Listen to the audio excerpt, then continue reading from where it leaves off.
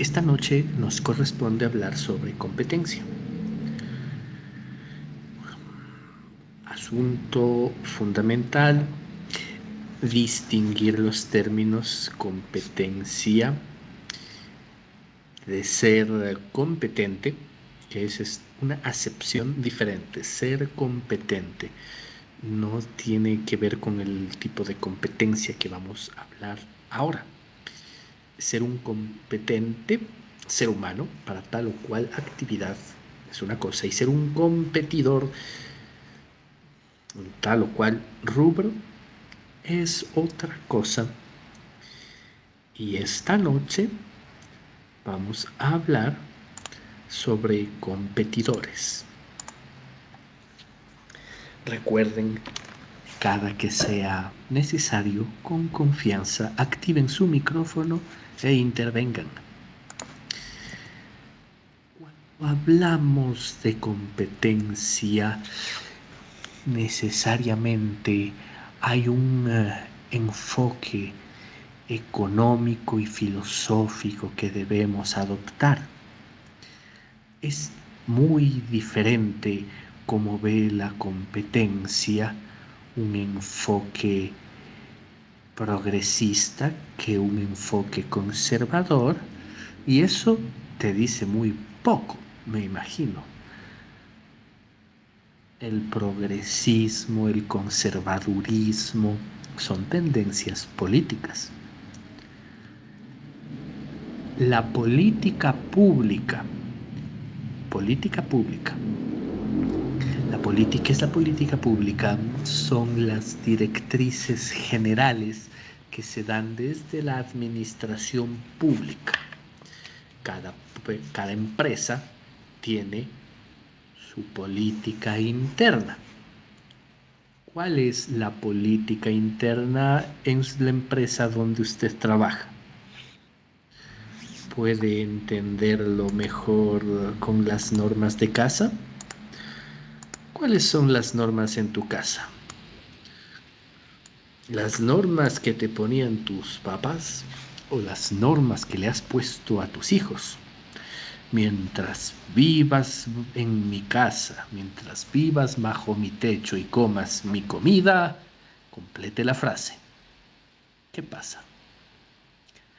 ¿Qué habrá que hacer en esas condiciones?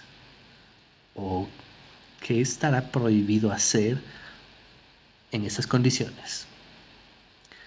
Algo así es la política pública. Es papá, mamá, Estado diciendo a todos los ciudadanos: mientras vivas en mi territorio vas a hacer de tal manera las cosas. La política pública puede cambiar mucho. De gobierno a gobierno puede cambiar. Lo mejor para todos sería que tengamos una política de Estado en cuanto a los asuntos estratégicos, al menos. Necesito que entiendan el tema de las políticas para que podamos enfocar este tema en el asunto de la competencia. Porque la competencia es pública.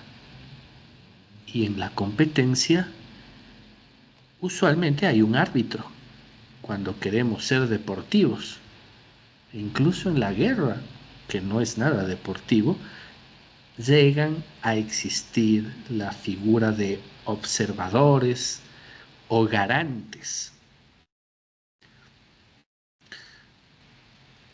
El comercio tiene una dinámica a ratos deportiva, a ratos bélica. En la mayoría de las ocasiones, daría gusto pensar que la competencia entre empresas es una competencia deportiva, honorable, sana. Una competencia que les invita a todos a ser mejores, pero siendo realistas, siendo adecuadamente maquiavélicos. El maquiavelismo no es malo en esencia. siendo extremadamente realistas, siendo realistas, la competencia no siempre se da en las más justas condiciones, especialmente cuando hablamos de la política pública. Hay quienes plantean que en realidad no existen clases socioeconómicas, sino solamente poderes políticos reflejados en la economía. Y me ponían, por ejemplo, en ese texto que cuando se dio la Revolución Cubana, ¿de qué le sirvió el dinero a los millonarios? No les sirvió de nada. Salió el gobierno del dictador Fulgencio Batista y se instaló la dictadura comunista. Y la dictadura eliminó a los ricos que existían antes y creó una nueva clase de ricos. Y con ese ejemplo sustentaban la idea de que no existen clases socioeconómicas, sino solo estas manifestaciones económicas del poder político. No vamos a hablar a profundidad de política. Recordarán que vamos a embarcarnos en el tema de la competencia. Y es terrible cuando tú pretendes competir en un deporte sin saber cuáles son en realidad las reglas del juego. No puedes competir adecuadamente si no sabes cuáles son las reglas. Y cuando tú crees que las reglas son de un modo y resulta que han sido de otra manera, ahí está la explicación de por qué habitualmente no ganas. Muchas veces gana el que sabe las reglas del juego antes que el más apto. El más apto es el más apto en el uso de esas reglas, en el marco de esas reglas. Política económica, política comercial, política empresarial. ¿Los monopolios son buenos o son malos?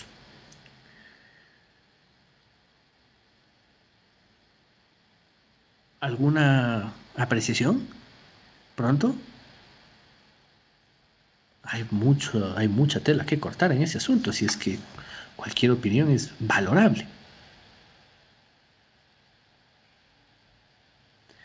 Los monopolios, desde un punto de vista de libre mercado, no son convenientes porque no estimulan a la competencia y el que sale perdiendo es el consumidor final, el cliente, el usuario, que por el contrario se ve muy beneficiado cuando hay un ambiente de libre competencia.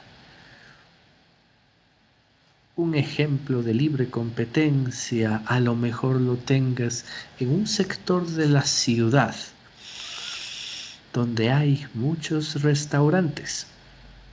Es como si se hubieran puesto de acuerdo todos los restauranteros en ubicarse en una misma zona. Habitualmente por aquí suele pasar eso con las marisquerías. Es como que se ponen en la misma calle muchas marisquerías, muchos locales de comida costeña. Saturan el lugar. Y uno podría pensar que es mala idea porque hay mucha competencia, demasiada competencia. Pero por el contrario, el hecho de que se agrupen en un mismo lugar le facilita al consumidor el poder llegar al punto donde se ve sumamente estimulado por múltiples ofertas y le da realce a su posibilidad de decidir porque eliminan un elemento de la ecuación, ¿Qué es la distancia? La distancia es un elemento que siempre tomamos en cuenta al momento de hacer una compra, excepto en qué circunstancias, Tal vez en servicios de emergencias médicas no estés viendo la distancia, sino solo la más corta, que te salve la vida. En teoría, se supone que siempre la gente busca la distancia más corta, pero en la práctica resulta que no es el único elemento que vemos al momento de decidir comprar.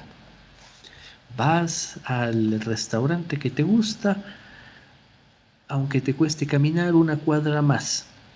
Aquí tengo un restaurante, allá otro, hay otro y otro, pero el que a mí me gusta está 2 cuadras más lejos, y con tal de tener algo a mi gusto me camino 2 cuadras más.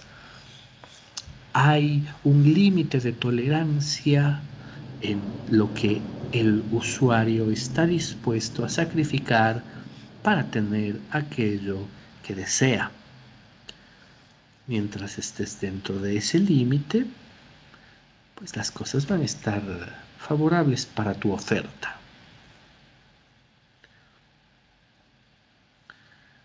La competencia, en este momento podemos estudiarla por este fenómeno olímpico, este fenómeno de cada 4 años. Eso significa Olimpiadas.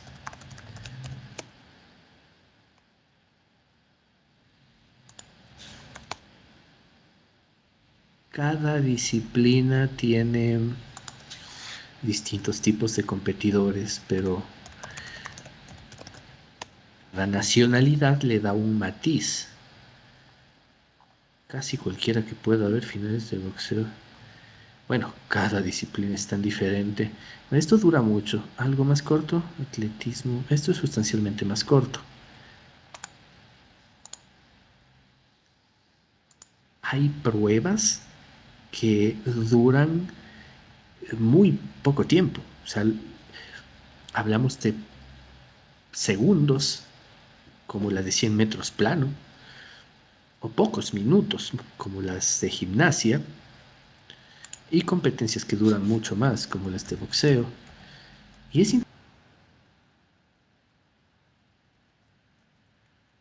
Vamos a ver si conseguimos unas cuantas reacciones más.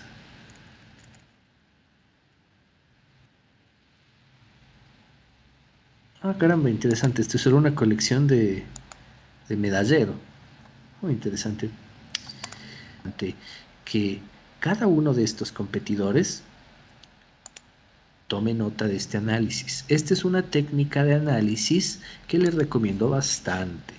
Ceteris paribus.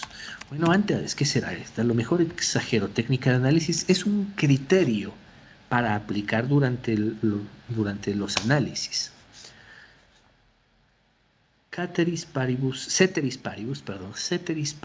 es un término económico que se utiliza para analizar el comportamiento de algo independientemente del entorno y significa con los demás factores constantes. Esto es, cómo respondería ese algo ajeno a las circunstancias puntualmente relacionales y, según puede parecer, tiene más aplicaciones que las meramente económicas. Como ven, este rato les estoy haciendo un análisis ceteris paribus a los competidores olímpicos. Os envío, caramba, el contenido.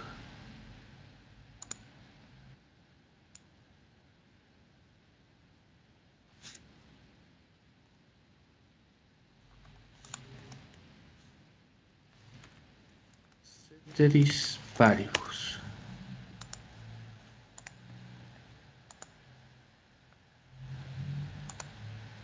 Todos son los más aptos en términos fisiológicos. Todos son los más aptos en términos psicológicos, porque necesitas disciplina para poder ser un competidor olímpico. Y si no llegas a tener esa disciplina, pues no te alcanza, no es suficiente. Y asumiendo que todos tienen lo necesario, solo les estoy quitando una cosa: el deseo de ganar, el deseo de imponerse. Entonces ahí va el ceteris paribus, teniendo todo lo demás constante, todos los demás factores constantes. Lo único que estoy analizando aquí es un término también económico: competencia perfecta. Dígame. Pero el hecho de que ser muy competitivo también debe generar desventajas, ¿no? Sí, si es que psicológicamente no avanzas a regular ese deseo, y ese deseo redunda en múltiples frustraciones, también sería una desventaja terrible. Cuando tú entras a aprender un deporte, habrán días buenos y días malos. El deporte que más me gusta para explicar esto es el boxeo, porque literalmente los días malos vas a salir más golpeado, más magullado que en los días buenos. Y una explicación popular uh, de qué es lo que hace falta para triunfar en la vida, a partir sacado de una de estas películas de boxeadores: no importa cuántas veces la vida te golpee, sino cuántas te levantes. ¿Quién dijo? ¿Quién había dicho eso? Era Rocky Balboa. Y no importa. Y no es exagerado. No es exagerado decir que en una competición se haya visto unas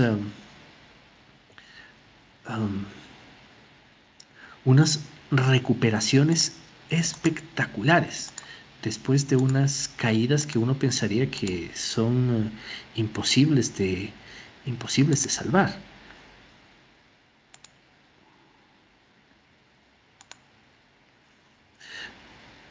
El entorno de negocios está bastante relacionado con el ambiente de deportistas. En este caso no te hablo de deportistas de alta élite, de deportistas aficionados, pero que han sido de algún modo disciplinados y de algún modo han podido destacar. No te lo vas a creer, pero cabías en la palma de mi mano. Te levantaba y le Disculpa, ¿pueden escuchar el audio del video? decía a tu madre, este va. Ok, regálenle 2 minutos a esto. Hace muy poco tuve una reunión con varios empresarios, y durante la reunión, que era medio formal, no 100% formal, pero sí era medio formal, dedicaron algunos minutos a reconocerse mutuamente. Claro, pues si es que yo ya bien te conocía, tú eras de los mejores del tenis y llegaste de un muy buen ranking a nivel nacional. Y el otro lo conocía: claro, pues yo sabía que eras tú de tal equipo de fútbol, que fueron bastante buenos y ganaron tales y cuales copas. Este momento, es que el uno se dedica a una empresa de marketing y el otro se dedica a una empresa de finanzas, son grandes empresarios. ¿Y qué tiene que ver los éxitos deportivos de antaño de estos mayores? Eh, lo que tiene, lo que tiene que ver es que, como asumes las competiciones de esa manera, llegas a asumir los desafíos empresariales, porque no dejan de ser desafíos en los cuales tú tienes que defender lo tuyo, hacer del mejor modo que tienes que hacer lo tuyo, no dejarte rendir ante las caídas e imponerte, llegar a imponerte en aquello que te has propuesto. Bueno, entonces regalémosle 1 minuto y medio a esto. a ser el mejor chico del mundo. Este chico va a ser mejor de lo que nadie se imagina. Y fuiste creciendo cada vez más estupendo. Era fantástico poder observarte, un privilegio. Y cuando te llegó el momento de hacerte un hombre y afrontar el mundo, lo hiciste. Pero en algún momento del trayecto cambiaste. Dejaste de ser tú. Permitiste que te señalaran y que te dijeran que no sirves. Y cuando empeoró todo, buscaste a quien echarle la culpa, a una sombra alargada. Voy a decirte algo que tú ya sabes. El mundo no es todo alegría y color. Es un lugar terrible y por muy duro que seas, es capaz de arrodillarte a golpes y tenerte sometido permanentemente si no se lo impides. Ni tú, ni yo, ni nadie golpea más fuerte que la vida. Pero no importa lo fuerte que golpeas, sino lo fuerte que pueden golpearte. Y lo aguantas mientras avanzas. Hay que soportar sin dejar de avanzar. Así es como se gana. Si tú sabes lo que vales, ve y consigue lo que mereces. Pero tendrás que soportar los golpes. Y no puedes estar diciendo que no estás donde querías llegar por culpa de él, de ella, ni de nadie. Eso lo hacen los cobardes y tú no lo eres. Tú eres capaz de todo.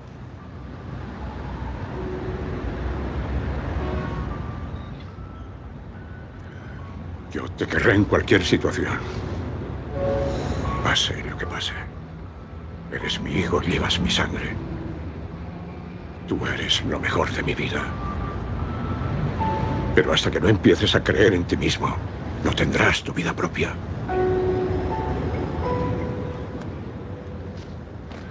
No olvides visitar a tu madre. Para quien nunca había visto, el contexto es que el muchacho le acusaba al padre de que el motivo por el cual el muchacho no había conseguido éxito es porque por culpa del papá, porque vivía a la sombra de la enorme fama de su padre. La capacidad de responder, la responsabilidad es fundamental para poder estar a cargo de una empresa competitiva. Bueno, ahí cuando hablo competitiva, de que ahí habla del significado mixto, de que la empresa sea competente, es decir, que pueda hacer lo que se supone que debe hacer y que sea competidora.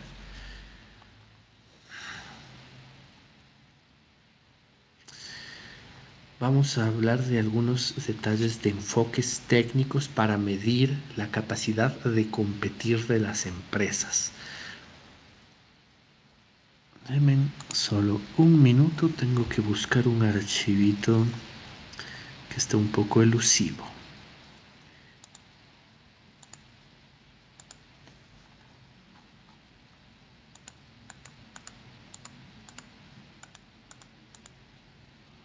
Inge, entonces todo sería de manera psicológica el tratar de buscar el equilibrio entre la competitividad, ¿no es cierto?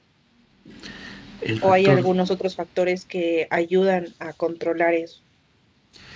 El factor psicológico va a ser fundamental, mientras en términos militares le llaman moral, pero no se refiere a la moral de lo que es aceptado por la mayoría, porque moral y ética es lo que en el fondo tú sabes que es lo correcto. Moral es lo que la sociedad acepta que es lo correcto. Por ejemplo, en la mayoría de países no robarás, no matarás, es correcto. Hay una pequeñísima isla en la Polinesia donde lo que es moralmente aceptado es que a cierta edad los hijos tienen que matarle al padre. Hablamos de islas donde no se pueden permitir sobrepoblación porque son islas muy chiquitas y saben que el ciclo de vida es nacer, crecer, reproducirse y que tus hijos te maten en determinado punto para que no agotar los recursos de la isla. En esa isla, en esa muy pequeñísima isla, en el pueblo aborigen de esa isla, eso es lo moralmente aceptado. La palabra moral en términos de evaluación de las fuerzas militares, la moral de un grupo militar, la moral militar se refiere a la voluntad de lucha. Aunque un ejército sea grande y tenga los recursos necesarios, si carece de la moral necesaria, están perdidos. No significa que el resto de elementos no deban ser tomados en cuenta. Debes ser suficientemente grande.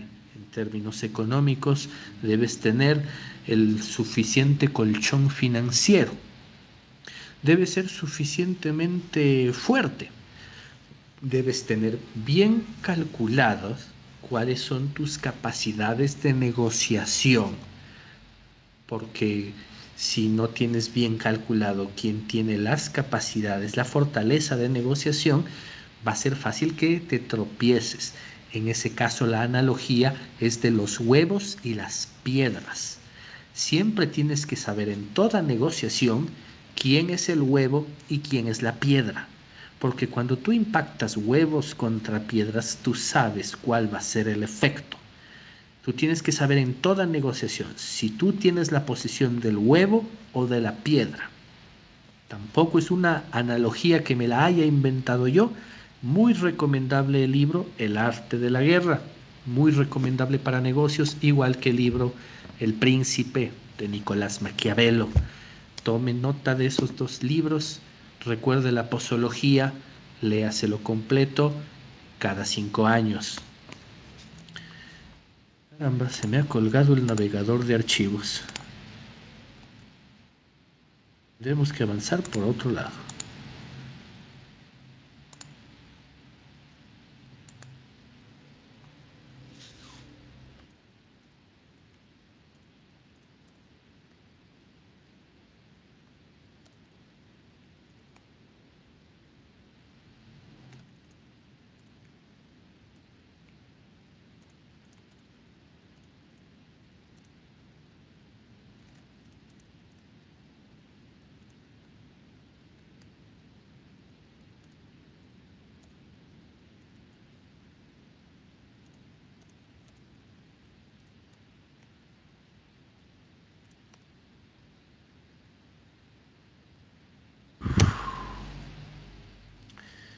Bueno, sin acceso al navegador de archivos, tendremos que batirnos con el navegador de internet. Competencia perfecta, insistamos en ello.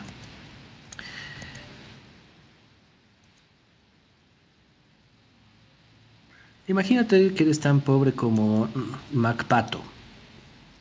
Disculpen que no puedo verles, no sé qué edades tienen nomás con verles.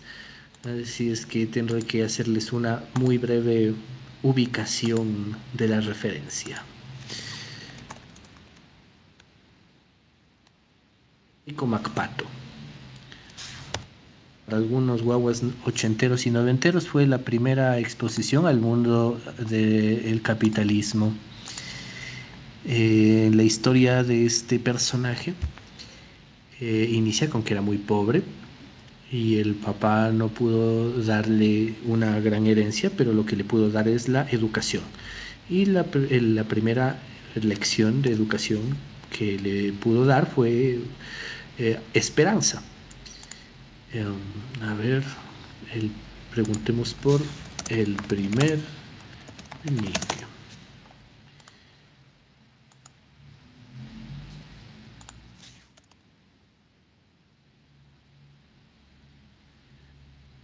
El papá de este patito le pagó una moneda a un minero que tenía las botas sucias, con el único compromiso de que ese minero se acerque donde el joven emprendedor lustrabotas, que originalmente era este personaje. Este personaje de una familia pobre inició como lustrabotas y nadie le hacía el gasto, era un mocoso muy chiquito y no le paraban bola. Así es que el papá, aquí está justo la imagen. Para Rico MacPato, su orgullo provenía de su orgullo, su fortaleza, provenía de esa primera memoria.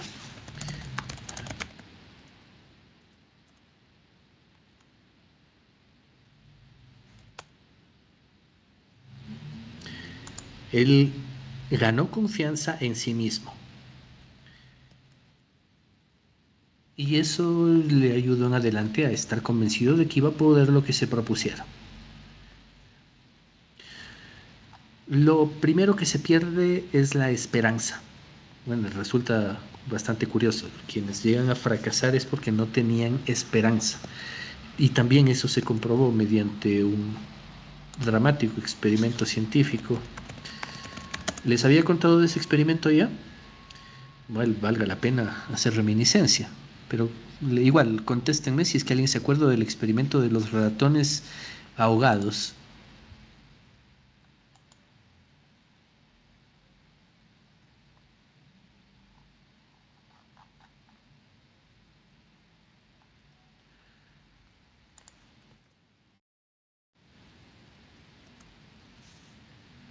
Un, dos, tres, cuatro, cinco. El experimento consiste en tomar ratones y colocarles en un matraz. Medir cuánto tiempo duran los ratones nadando antes de ahogarse. El matraz es un tubo de vidrio del cual no puede salir. Es un matraz, por favor. Eso es un matraz. Un enorme matraz con agua y a los ratones les ponían adentro. Los ratones duraban menos de 5 minutos nadando y se morían. Volvieron a hacer el experimento, colocaron a los ratones y justo cuando el ratón llegaba a desfallecer, se rendía y se hundía y empezaba a ahogarse, entonces lo rescataban, le sacaban al ratón, lo secaban, le dejaban que respire. Y una vez que había respirado, entonces lo volvían a colocar en el matraz y nuevamente se ponían a medir cuánto tiempo nadaba. Para sorpresa de muchos, resulta que los roedores que tenían una segunda oportunidad ya no duraban 5 minutos nadando, sino que llegaban a nadar más de 90 minutos, o eran 90 horas. Disculparán, no es el propósito de esta clase ese dato específico. Lo que sí es el resultado es la dramática diferencia entre la resistencia de una y otra criatura fue la esperanza, la expectativa de que llegarían a ser rescatados. Cuando estás a cargo de cualquier negocio, perder es una probabilidad. Se supone que para ninguno de nosotros perder es una opción. Pero la verdad es que siempre existe la probabilidad de fracasar. Y responder adecuadamente ante el fracaso, volviendo a la pregunta que me decías, o sea, lo psicológico tiene un factor fundamental. Lastimosamente, en los últimos años tengo las referencias tanto estadísticas como personales de mucha gente que ha terminado suicidándose y en muchos casos terminamos sin saber de por qué. La más reciente, una arquitecta profesional, 30 años, tendría todo lo que uno supondría que debería tener alguien para poder ser feliz. Terminó clavándose un cuchillo, fue desconcertante. Pero volviendo la vista a algo que es menos desconcertante, el papá de unos amigos, empresario de larga trayectoria, llegó a quebrar en un negocio. No pudo reponerse y terminó suicidándose. La familia quedó destrozada. Algunos haciendo cálculos podemos de algún modo suponer que muchas de las deudas que él tenía se las llevó con su suicidio. Pero está fuera de nuestra moral Ahí hablo de lo que es aceptado en términos públicos, y estoy seguro que está fuera de la ética de la mayoría de nosotros cometer suicidio. Y de modo muy parecido el primer femicidio que se cometió en mi ciudad en este año fue llevado a cabo por un arquitecto recién graduado de la universidad que se vio sorprendido por una paternidad no deseada. En ambos casos se trató de circunstancias que le sobrepasaron al individuo. En el un caso la respuesta fue matarse, en el otro caso la respuesta fue matar. Un nivel de descontrol olímpico, ¿eh? Sí, también, sí, está bien aplicado el término, no, o no. No está. Pues, lastimosamente, ese nivel de descontrol es más frecuente de lo que uno quisiera esperar. Porque, ¿cuál es la frecuencia de los olímpicos? Cada 4 años. ¿Y cuál es la frecuencia de suicidios y asesinatos? Que en la gran mayoría de casos tiene que ver con ese descontrol emocional, porque son mucho más abundantes que los campeones olímpicos, quienes cometen suicidio y quienes cometen asesinato. Así es que ese ejemplo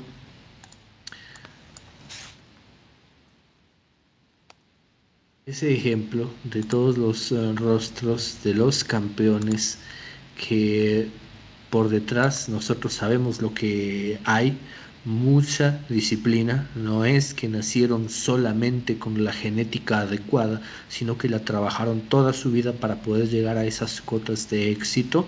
Eso es definitivamente lo menos común. De igual manera, empresarios exitosos, es de lo menos común encontrarse con caritas que, si yo fuera maratonista, fijo, le reconozco, pues aquí está Jefferson Pérez. Supongo que la muchacha de la izquierda es pesista, de halterofilia, me da la impresión, y que el de la mitad me da la impresión de que es ciclista, no estoy seguro, yo no soy ni aficionado a las pesas ni al ciclismo, y Jefferson Pérez fue el primer olímpico que tuvimos acá, así es que le cacho por defecto. En lo que yo sí estoy metido es en negocios, ¿ya? Y la idea es que los que están dedicados a lo que tú haces te conozcan. Todo el que se dedica a pesas quiere llegar a ser como uno de estos campeones. Todo el que se dedica a la bicicleta quiere llegar a ser como uno de estos campeones. Todos quienes nos dedicamos a los negocios, nos dedicamos a estudiar quién lo ha hecho, cómo lo ha hecho, y queremos llegar a ser como uno de estos a los que ubicamos. Y aquí sí ubicamos. Tenemos a Jack Ma, a Warren Buffett, Steve Jobs, a Elon Musk, a Bill Gates. Ninguno de ellos cometió suicidio, y tenemos la sospecha de que ninguno lo va a cometer, ¿eh? El único fallecido de este grupo es Jobs, y murió de causas naturales y dándole la batalla hasta el final, haciendo lo mejor posible de su vida. Y este señorcito de acá, el coronel de KFC, para quienes piensen de que soy muy viejo para empezar mi propio negocio, este señor empezó su propio negocio a los 60 y más años, tipo 65 años.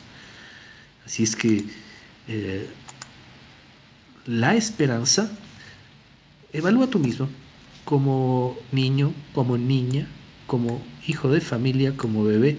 ¿Tus papás te reforzaron la esperanza, como hizo el papá de Rico McPato? Bueno, cada uno a su modo. ¿O te trabajaron en tener una programación de aversión al éxito?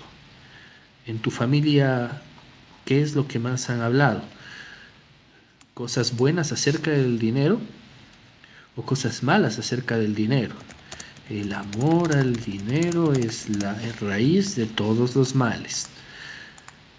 Vivimos en una tierra ampliamente influenciada por el cristianismo, e interpretar mal las escrituras es un problema. A ver, no me lo exagere. Dice, la raíz de todos los males es el amor al dinero. Y eso hay mucha gente rica que te lo podría corroborar. Mucha gente que si se ha hecho rica no es porque desea el dinero, sino desea algo más. Hacer un buen producto u ofrecer un buen servicio, y que ese buen producto, ese buen servicio, como efecto colateral, le atrae riqueza, porque él genera algo de valor y por lo tanto los valores económicos se le devuelven a sí mismo. No es que ser rico sea malo, no es que ser rico sea del diablo. Rico pasando por el ojo de una aguja. Ese es otro pasaje que habitualmente se ha malinterpretado para decir que ser rico es malo. Pero fíjese usted, lo que todos conocemos como aguja es ese pequeño metal que le pasas un hilo y te sirve para coser. Y obviamente un camello no puede pasar alrededor de una aguja, ni siquiera un humano, que es más pequeño que el camello, ni un conejo, ni una rata, ni un ratoncito, ni una abeja, ni una minúscula abeja puede cruzar el ojo de una aguja, pero no es a ese ojo de aguja que se refiere, sino que las ciudades antiguas tenían en la puerta de la ciudad, la puerta grande, que estaba abierta durante el día para ingreso y salida de sus habitantes y comerciantes, pero cuando ya caía la noche, por la inseguridad que había, porque podían ser invadidos, asaltados, tenían que cerrar la puerta grande para poder hacer mayor control y solo se abría una puerta pequeña, y esa puerta pequeña es a la que se le conoce como la aguja, el ojo de aguja. Y un camello sí podía pasar por el ojo de aguja. Era como ir al mercado mayorista en un horario inapropiado y ya no puede entrar por la puerta grande donde puede ir rápido. Por el ojo de aguja le toca ingresar, pero le toca ingresar quitándose la mercancía de encima y arrastrándose. No es nada cómodo. Entonces hay cosas que sí se pueden, pero tienes que ser muy específico. No es cómodo hacer ciertas cosas. Y en ese caso se lo malinterpretó bastante, como para ratificar que ser rico es malo, ser rico es del diablo. Y algún político populista literalmente estuvo diciendo eso durante algunos años, ocultando su propia riqueza. Vámonos para las técnicas empresariales para poder enfocarnos un poquito más al respecto.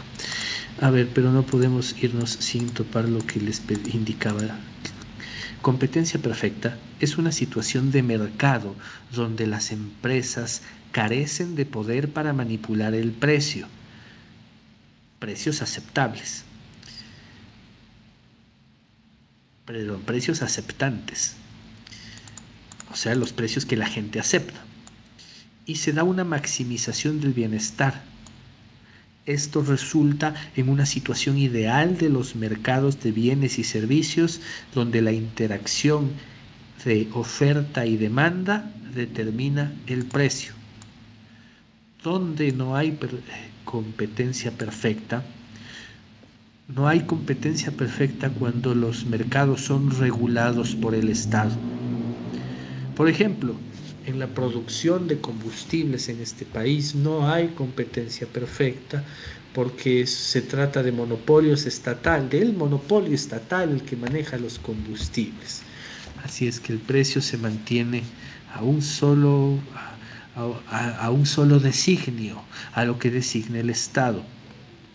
En un mercado de competencia perfecta existe gran cantidad de compradores que demandan y gran cantidad de vendedores que ofertan, de manera que ningún comprador o vendedor individual ejerce una influencia decisiva sobre el precio. El mercado bajo competencia perfecta en la práctica es un imaginario teórico, porque en la realidad no hay ningún mercado que sea absolutamente perfecto. Hay algunos mercados que tienen tendencia a la competencia perfecta, pero es muy raro que un mercado llegue a ser perfectamente competitivo, que sea de competencia perfecta. Se puede entender que tenga un criterio moralista. Todos son iguales ante el mercado competitivo.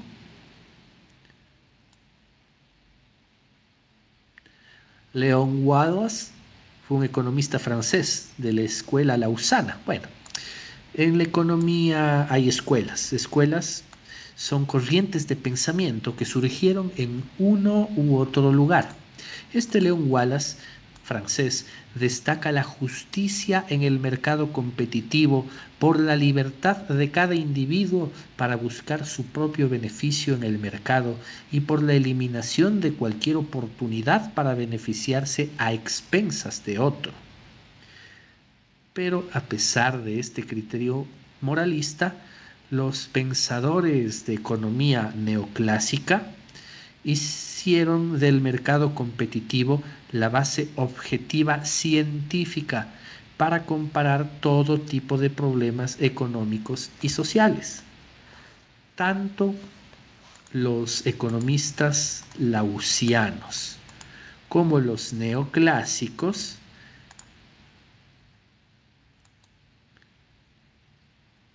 nada de esto son temas nuevos, fijarse bien.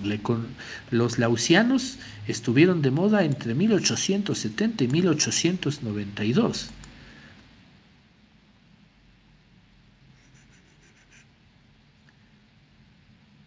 Tanto los moralistas lausianos como los neoclasicistas, que son mucho más recientes, igual siguen siendo antiguos, verán, pensamiento económico neoclasicista.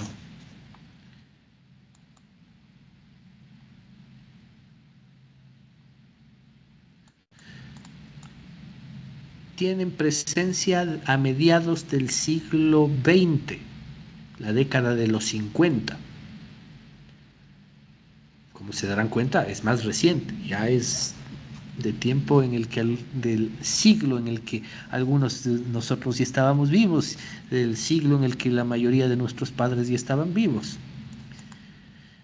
Mientras los moralistas consideraban que el mercado tenía que ser perfectamente competitivo para respetar esa ley natural de que todos somos iguales y todos merecemos competir en igualdad de condiciones, en cambio los clasicistas dicen que no, este asunto va más allá del moralismo, sino que científicamente se puede demostrar que lo correcto y adecuado es que tiene que haber competencia perfecta para el buen funcionamiento de la economía, para que la economía esté en lo que ellos llamaron un equilibrio general, donde hay suficientes opciones de oferta para atender a todas las necesidades de demanda. De ese modo, nada se desperdicia, todo se aprovecha y la economía funciona equilibradamente.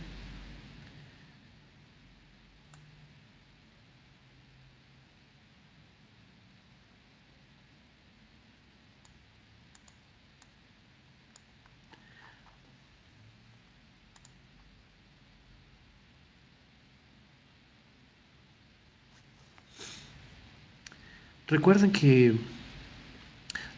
los fenómenos sociales que estudiamos son vistos desde distintos enfoques. Ustedes están aprendiendo el enfoque administrativo que pretende, a partir del proceso administrativo, ofrecer orden y solución a los problemas sociales. Aplicamos el proceso administrativo en empresas con fines de lucro para asegurar los beneficios de los accionistas, de los propietarios, de los trabajadores y de los consumidores. También aplicamos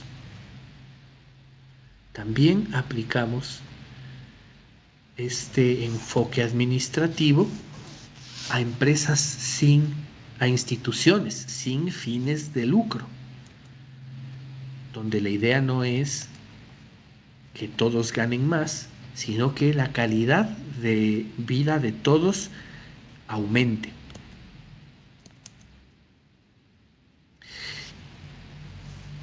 Y mientras nosotros lo vemos todo desde el proceso de planificación, organización, dirección y control, tenemos por otro lado a los economistas que lo observan todo desde el enfoque de la escasez, porque mayoritariamente definen a la economía como la ciencia de administrar los recursos escasos. ¿Cómo manejar los recursos escasos? Se supone que eso es la economía, porque cuando los recursos son abundantes, no hace falta pensar mucho en ello. Pero cuando los recursos son escasos, entonces nos lleva mucho tiempo de razonamiento asegurarnos de tener todo lo que hace falta con esos recursos escasos. Y las leyes económicas no son cosa de otro mundo. Es importante dedicarle tiempo a enterarnos al menos de cómo ven las cosas los economistas para procurar evitar malentendidos al respecto. Ellos tienen su propia jerga y suelen hablar todo con un poco más de términos un poquito más matemáticos, pero en esencia buscamos el mismo objetivo: conseguir que las instituciones y las empresas lleguen a tener éxito en sus propósitos. Además de la competencia perfecta, existe la competencia imperfecta. La competencia imperfecta se dice que es una situación de fallo de mercado. Se diferencia de la que es perfecta porque no se emplea libremente la ley de la oferta y la demanda para determinar los precios, sino que en esta debe haber un balance entre los precios determinados. En una situación de competencia imperfecta, las empresas que residen en ese mercado pueden llegar a tener suficiente poder de mercado para afectar al precio mínimo. Las consecuencias principales de ese poder de mercado son una repercusión negativa del bienestar de los consumidores y una pérdida de eficiencia. Tenemos un ejemplo cercano para poder analizar en vivo y en directo qué es lo que está pasando. ¿Ustedes conocen esta empresa? ¿O acaso solo ha llegado a mi ciudad? ¿Me dan alguna referencia, por favor? Porque esto es relativamente nuevo. ¿La conocen? ¿Está en su ciudad?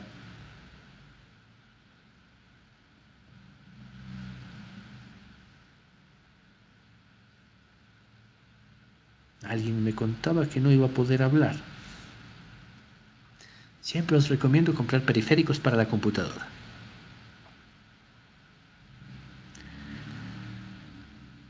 Tutti no es una tienda chiquita. Tutti es una cadena de tiendas pequeñas. Tutti es la nueva apuesta de Corporación El Rosado. La Corporación El Rosado es la propietaria de varias marcas: mi comisariato, ferrisariato, mi juguetería, Rio Store, Mini, mi panadería, Baby Center, Hipermarket, Metrópolis, Río Centro, El Paseo Shopping, Supercines, iHope, no sé qué es eso, Red Lobster, Chili's. Wow, no sabía que Radio Disney era del Rosado, me sorprendió. Oliver Garden, Frecuento, Super Easy y la más reciente, Tutti. Empresas tan grandes como Grupo El Rosado son capaces de usar su poder para influenciar el precio mínimo de los productos. Tutti es una apuesta semejante a Oxxo. No es una invención única en el planeta, tener tiendas pequeñitas regadas por la ciudad. 7-Eleven es otra marca de tiendas pequeñitas regadas por la ciudad. Veamos si puedo conseguir una foto de un 7-Eleven. Bueno, como vieron, está a la mano las páginas web. Ahí está. Son unas tiendas específicas. No son unas grandes superficies comerciales. Son superficies comerciales de tamaño pequeño o máximo mediano, pero no son supermercados.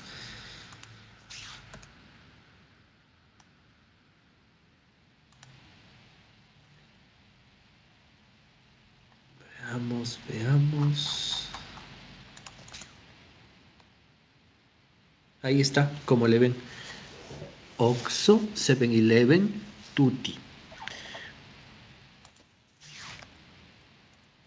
El fenómeno de esas empresas es que tienen la tendencia de competir contra las tiendas de barrio, y muchas tiendas de barrio se ven abrumadas por la capacidad de Tutti para ofrecer precios bajos. Las grandes corporaciones pueden hacer grandes compras y pueden ofrecer precios mucho más bajos que las pequeñas tiendas. Habitualmente en tiendas compra gente con no mucha capacidad adquisitiva, que no puede invertir mucho para desplazarse hasta una gran superficie comercial para hacer sus compras en grande, compras que le duren toda la semana, compras que le duren todo el mes. Por tendencia, existe la tendencia que quienes compran en tiendas pequeñas suelen comprar más frecuentemente.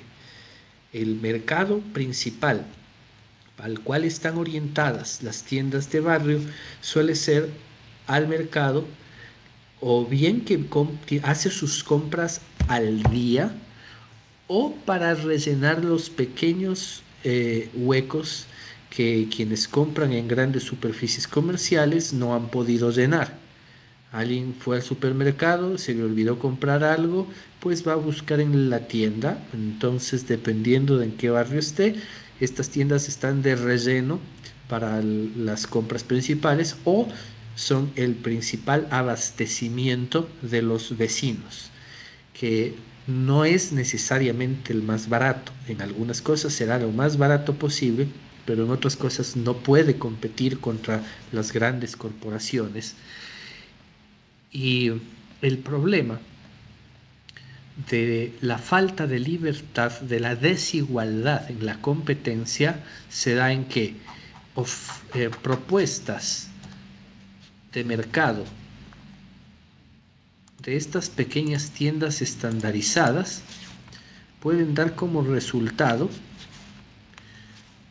que no solo muchas pequeñas tiendas cierren porque el servicio de estas tiendas sea mejor, sino porque la corporación que está detrás de estas pequeñas tiendas es capaz de mantener los precios suficientemente bajos como para que la gente prefiera comprarles a ellos, a pesar de que estén perdiendo con esas ventas a precios tan bajos, solo con el propósito de asegurarse de acostumbrarle a la gente a comprarles a ellos.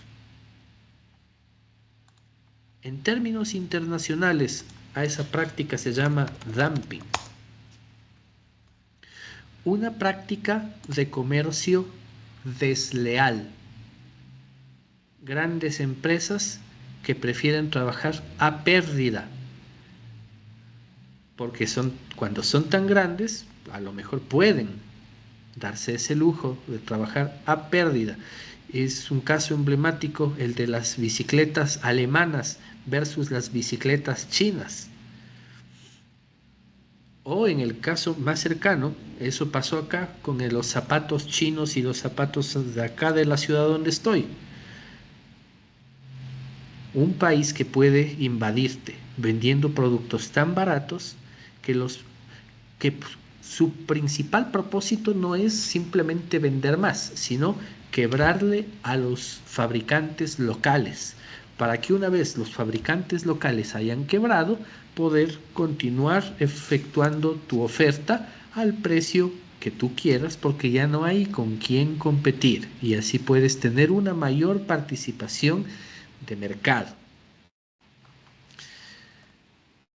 Hay que procurar tener criterio al momento de evaluar la política pública, porque como van viendo en las ventanas que voy cerrando, difícilmente nos encontramos un caso absolutamente nuevo. Y la política pública debe procurar facilitar que todos compitamos en igualdad de condiciones. Y en circunstancias como esta,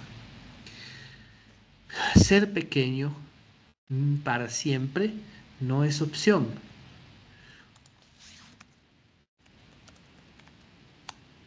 Una mala percepción tenemos de los emprendimientos. Un emprendimiento que surgió hace 10 años y sigue siendo una microempresa, a lo mejor tiene algo mal. Emprender implica empezar. El emprendimiento no está relacionado con su tamaño, sino con el hecho de tomar el paso decisivo, el paso de iniciar con el negocio. Pero una vez iniciado, es indispensable crecer para poder soportar los embates del mercado. Y si no puedes crecer solo, la opción es crecer con asociados. Pero quedarse pequeños no es opción, porque tarde o temprano vas a tener que enfrentarte a un gigante con el que probablemente no vas a poder. ¿Alguna pregunta en este punto? Aproveche a poner en contexto su situación.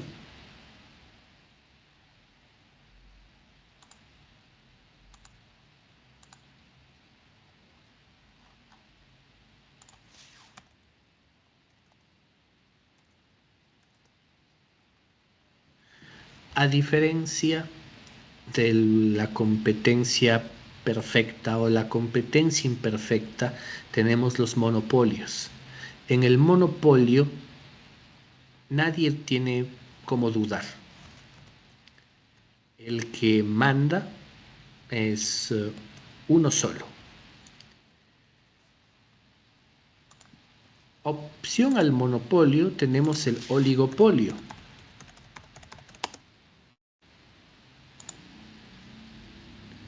En el oligopolio, unas pocas empresas son las que lideran el mercado y se ponen de acuerdo entre esas pocas empresas para establecer cuáles van a ser los precios. Y los pequeños se ven desplazados y sometidos a trabajar bajo las condiciones que el oligopolio determine. De cualquier modo, existe algo peor que el oligopolio, que es el monopolio. De algún modo, todo competidor quiere ser el mejor y todo competidor tiene tendencia a monopolizar.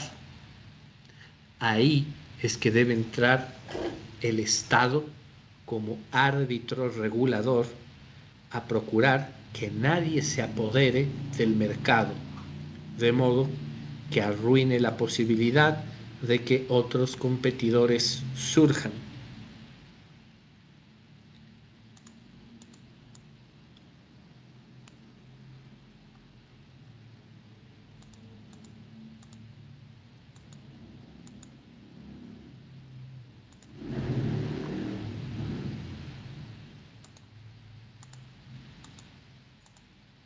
con este contexto tienen algo más de criterio para poder abordar su tarea.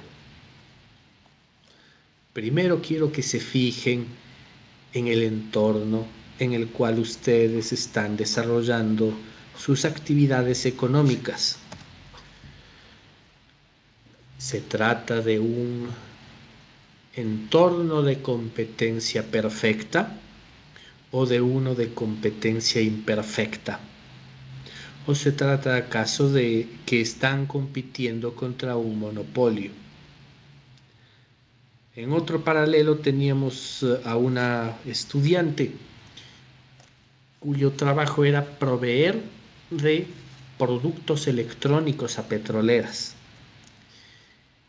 y competía contra un oligopolio, contra un grupo muy pequeño de empresas muy grandes que acaparaba muchas veces los productos de las licitaciones públicas, porque su único cliente posible era el Estado, era una empresa estatal. Trabajaban básicamente siendo proveedores de Petroecuador, porque aquí no hay competidores en términos petroleros, lo cual ya se imaginarán, conforme a las explicaciones, genera mucho problema para la competitividad de la empresa. Como no tiene con quién competir, entonces la empresa por defecto se vuelve ineficiente. Y quien quiera pensar diferente, pues es bienvenido de darme argumentos. Este asunto se vuelve bastante ideológico. Hay de por medio bastantes implicaciones emocionales, como si se tratase de un tema religioso.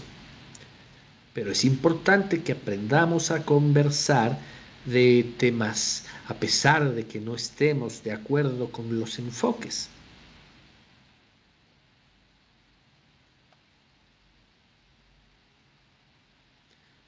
Sería bastante interesante si alguien se animara a compartir su punto de vista respecto a lo adecuado o no adecuado de haber estatalizado la producción petrolera en vez de haber dado lugar a que existan empresas que compitan para la extracción petrolera. Mientras, si alguien se anima a conversar, bienvenido sea. Mientras, revisemos las instrucciones de la tarea de esta semana, cuyo objetivo es aplicar y analizar las 5 fuerzas de Porter en la empresa en la que estás haciendo tus trabajos habitualmente.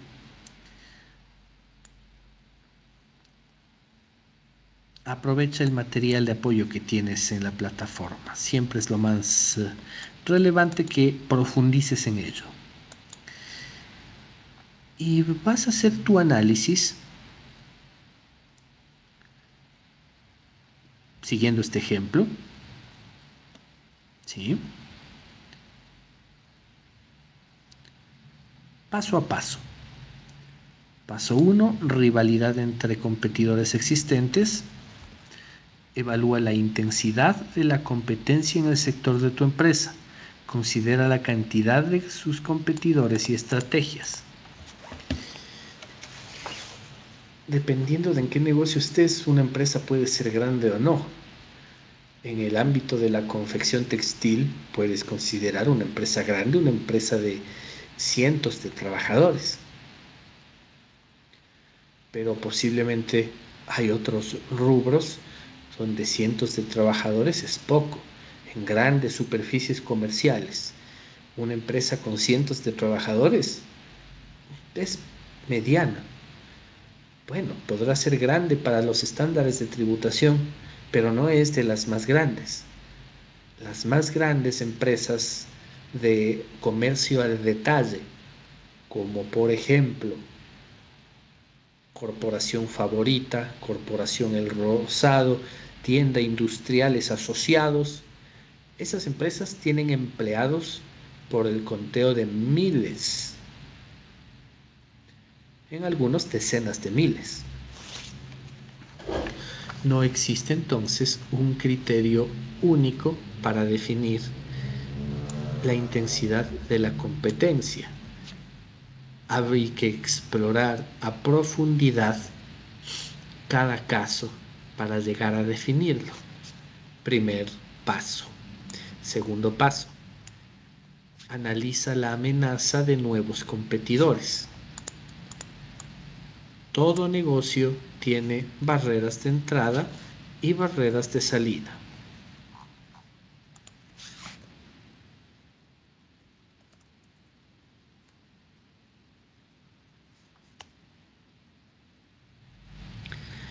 El ejemplo que habitualmente les pongo tiene que ver con las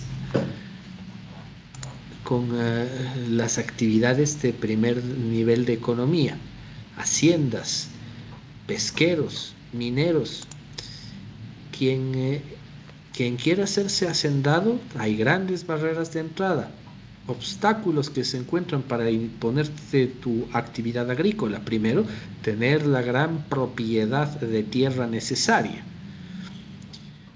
Un gran capital es necesario para poder invertir en siembras, en cultivos, en trabajar la tierra, sembrarla, cuidar las cosechas. Y cuando quieres retirarte, igual, hay grandes barreras de salida. Mientras más grande es la compra, más barato te sale. Entonces, ser un gran productor agrícola tiene sus ventajas, pero para poder hacer compras de escala, necesitas mucho dinero. Caso contrario, tienes que empezar a hacer las compras de a poco. Las altas inversiones son imposibles de evitar si quieres beneficiarte de las economías de escala, que te den descuentos por hacer compras sumamente grandes. En Ecuador no puedes tener más de 300 hectáreas tú solo. Y dependiendo de dónde estés, no puedes simplemente comprar esa cantidad de tierra. Así es que hay trabas legales. Y una vez que compras esa cantidad de tierra, los impuestos que te caen son enormes. Es muy difícil tener hacienda y conseguir la maquinaria especializada y los empleados especializados para cuidar grandes extensiones agrícolas o ganaderas son muy complicadas, tal cual como poner una tienda tipo Tutti va a quebrar a muchas tiendas pequeñas. El ponerte una gran hacienda posiblemente le arruine el negocio a muchos pequeños productores de la zona que van a tener que simplemente retirarse o procurarán hacer alguna especie de fusión o absorción contigo. Se van a ver obligados a. Entonces también hay muchas implicaciones éticas al momento de hacer algo semejante.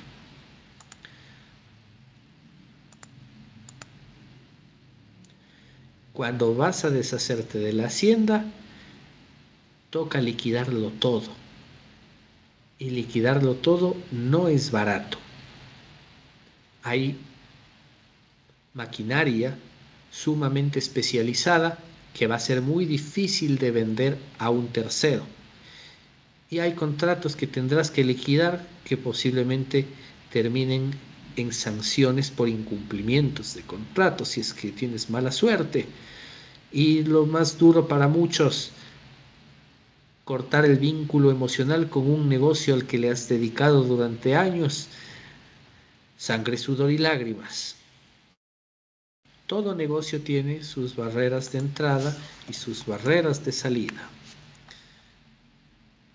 Y solo estudiando a profundidad esas barreras podrás comprender adecuadamente cuál es el riesgo de que te aparezcan nuevos competidores. Si las barreras son muy grandes, tú supondrás que no hay mucho riesgo de que otro quiera competir en lo que yo hago, pero si te das cuenta de que no hay muchas barreras, siempre vas a tener que estar alerta y monitoreando a esos nuevos competidores que van a estar siempre buscando para asaltar el mercado. Poder de negociación de proveedores. ¿Cómo los proveedores pueden influir en tu empresa?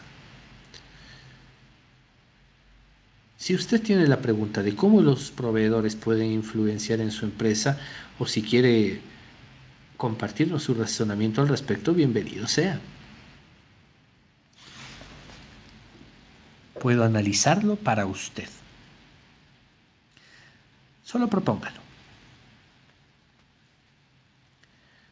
Para aprovechar el tiempo, puedo adelantar un poco poniendo un ejemplo de mi cuenta.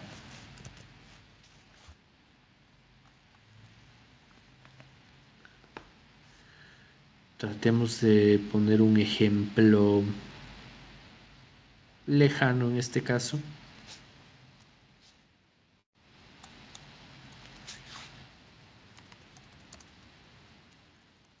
Máquinas de litografía. Las máquinas de litografía son las máquinas que se usan para fabricar microchips. Solo un país produce las máquinas de litografía más avanzadas del mundo. Por ahora. Es un trabajo tan especializado que resulta sumamente difícil que alguien llegue a sustituirlos, ni siquiera a competir con ellos, peor a sustituirlos. Los chips más avanzados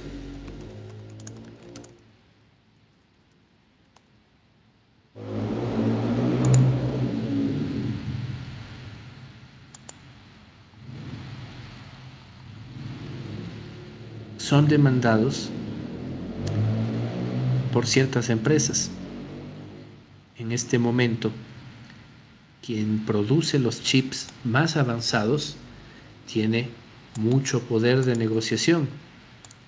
El ASLM Holding NV y la Taiwan Semiconductors Factory CO son las empresas más poderosas del mundo en el rubro de la fabricación de microchips avanzados. Y si es que deciden dejar de producirlos, va a haber muchos más problemas. Ambas empresas son de Taiwán. Y esas empresas no es por casualidad que fueron creadas en Taiwán. Hace decenas de años, Taiwán se dio cuenta que era muy débil ante China. Se puso a estudiar todas las posibilidades que tenía para defenderse esa minúscula isla en comparación al gigante chino. Precisamente, dentro de los análisis que hicieron, el análisis de las 5 fuerzas fue uno de ellos, al rato de analizar todos los negocios posibles, procurando ubicar un negocio en el cual nadie más pueda imitarles. Decidieron que de entre todas las materias primas, de entre todos los productos semi-elaborados o elaborados, lo que más les convenía a ellos y que nadie iba a poder llegar a desarrollarse tanto como ellos, era en la fabricación de un producto semi-elaborado, los microchips. ¿Por qué? Taiwán no es una isla abundantemente rica en materias primas, pero algo que se dieron cuenta que sí podían hacer era chips, que lo que necesitan es silicio y agua, y se dieron cuenta que sí podían tener suficiente silicio y suficiente agua y que sí podían conseguir el suficiente conocimiento, el saber cómo. How do you say in English? ¿Cómo dices en inglés? Es el saber cómo. Know how. Que no lo impresionen. Tenían el know-how de cómo hacer chips. Y se cumplió su estrategia. Ellos cumplieron su estrategia. Han llegado a ser tan indispensables en el negocio de hacer microchips que las grandes potencias del mundo no pueden darse el lujo de cortar el flujo de microchips que salen de Taiwán. Por eso hay muchos intereses económicos enfocados en proteger Taiwán, porque ellos tienen la fábrica de chips. Y a eso se refiere el escudo de silicio. Los chips, reitero, están hechos de silicio. La idea en este caso, a pesar de que obviamente se van a vender productos políticos predecibles, como la lucha por la libertad de Taiwán, la lucha en favor de la democracia taiwanesa, pero nadie arriesga su dinero ni su vida solo por ideas. Bueno, es muy difícil, ustedes se darán cuenta en Venezuela, tienen ideas de libertad, pero muy pocos estarán dispuestos a sacrificarse por ella. Es muy duro. Pero los seres humanos están mucho más predispuestos a cuidar sus intereses económicos. Y en este caso, son demasiados los intereses económicos que se ponen en juego si Taiwán cae. Como todos están interesados en que el negocio de los chips, el negocio del silicio continúe, esa situación estratégica es a la que se le conoce como el escudo de silicio. Una decisión estratégica del gobierno taiwanés que orientó todos sus esfuerzos para conseguir que sus empresarios, esas grandes empresas del país, sirvan como de medida de disuasión para que los gigantes que le rodeen no le lleguen a poner en una situación inapropiada para los intereses taiwaneses. Todavía en algo funciona el escudo de silicio. Puede que en algún momento el escudo de silicio, principalmente proporcionado por la influencia de la Taiwan Semiconductors Manufacturing, TMC, ya deje de funcionar porque todos están compitiendo para convertirse en una empresa semejante a ellos. AMD, empresa estadounidense, Intel, otra empresa estadounidense, están intentando desarrollar mejores técnicas para hacer microchips tan buenos como los de TSMC. Por ahora no lo consiguen. Ninguna garantía es eterna, ninguna ventaja competitiva es eterna. Los monopolios cada vez duran menos. Hoy en día ya no se habla de monopolios tal cual como se los entendía anteriormente. Se habla de monopolios temporales, que durante un cierto tiempo, tú con tu empresa llegan a ser los únicos capaces de proveer cierto producto, ya sea bien o servicio.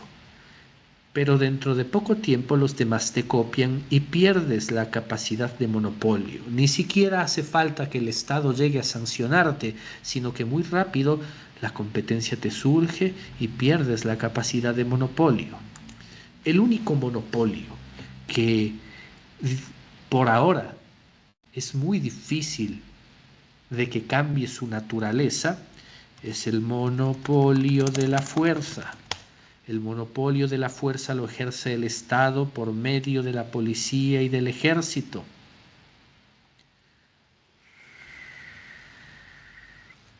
Todos y cada uno de ustedes y yo, nosotros, le hemos dado al Estado el monopolio de la violencia. Y en este país, más que en otros, en este país donde el porte de armas por civiles está prohibido, hay fe en el Estado, en que el Estado va a ejercer la fuerza legítimamente, respetando las leyes, en pos del beneficio común. Recuerden, todo ser humano puede fallar. Y llegar a confiar en el Estado como que fuera una religión, yo no lo veo conveniente. Sin embargo, es el ejemplo perfecto que tenemos por ahora de un monopolio perfecto. El monopolio de la violencia lo tiene el Estado. Y ni toda la oposición política de un país puede hacerle contra, porque el Estado tiene el ejército y el ejército tiene los tanques y la artillería y todo el armamento pesado.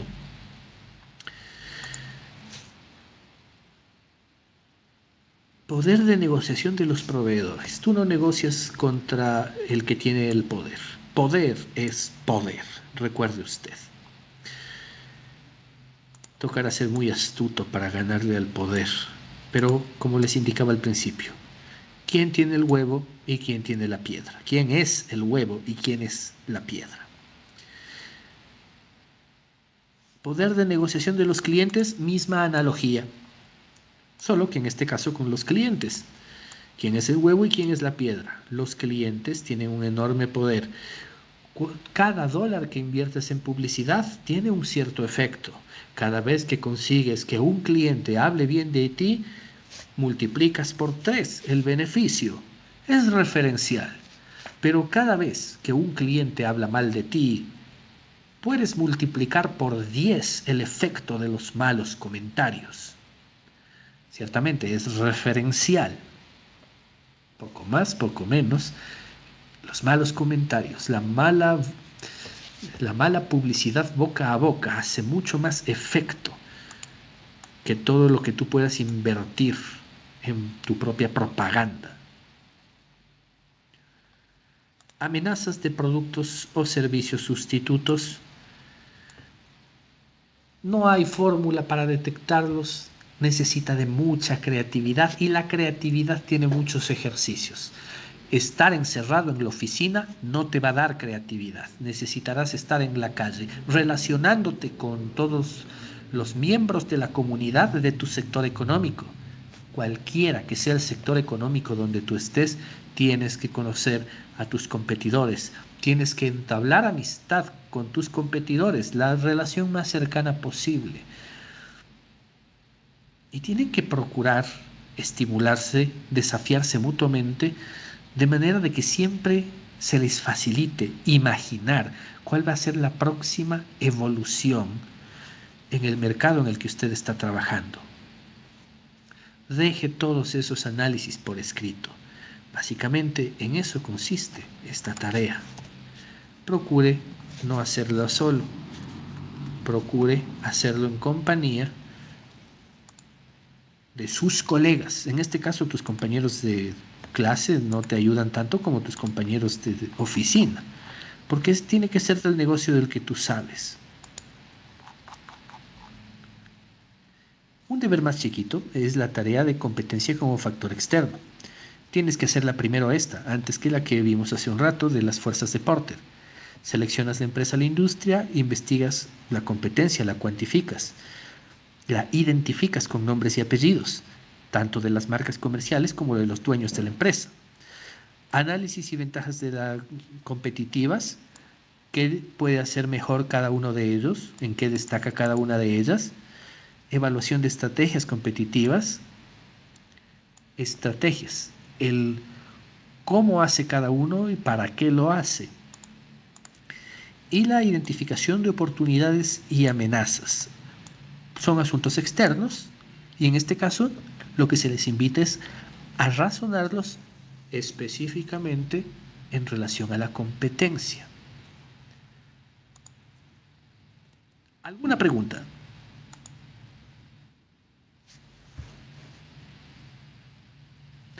Tráiganme sus casos empresariales.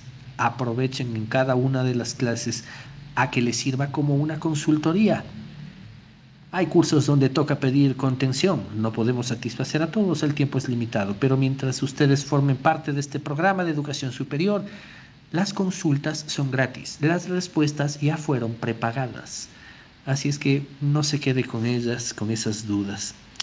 Nos vemos en una próxima oportunidad. Toca pasar a la siguiente aula. Es un gusto compartir con ustedes. Hasta la próxima. Inge, disculpe una pregunta. Venga, ¿qué pasó? Disculpe, sabe que me perdí. A ver, ¿de cuántos integrantes podemos hacer el grupo? ¿O solo dos? Por enésima vez, si es que van a hacer en grupo, que sea un grupo en el que les vaya a servir. Lo que siempre les invito es tareas como esta, haga con su grupo de oficina, con sus colegas de trabajo, porque tiene que serle de beneficio para usted. Si quieren hacer en grupo, ya saben que no recomiendo, pero tampoco les prohíbo, ¿sí? Eso no ha cambiado. Ah, ya, gracias. Un placer. Voy a la siguiente aula, cuídense mucho, hasta la próxima, buena noche. Gracias, Inge. Gracias, Inge. Que pasen muy bien. Buenas noches. Mucha asistencia, disculpe. Katy, ¿qué pasó? Sí, buenas noches. La asistencia no pudimos registrar. Katy, por favor, la próxima me avisan más temprano. Este rato sí ya es como día Yo le perdido mandé para un mensaje todos. al WhatsApp, sí le dije. Oh, qué pena, no lo vi, estaba concentrado en otra cosa, pero recuerden, a cualquier momento, con confianza, activan el micrófono y me lo dicen, es más sencillo para todos la comunicación así. Qué bueno saber que estaban conectados, a ratos pensaba que estaba hablando solito, nadie dice nada. Estaré más pendiente de eso también para la próxima. Gracias, Katy. Buena noche. Ya.